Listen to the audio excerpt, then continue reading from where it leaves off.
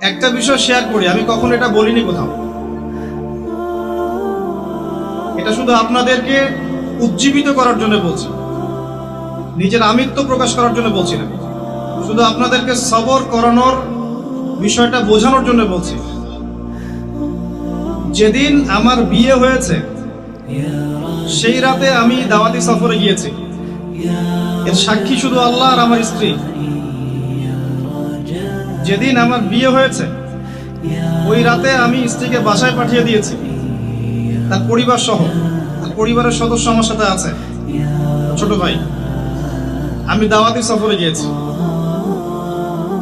আর আমার স্ত্রী বাসায় গিয়েছে একা তার পরিবারের সাথে।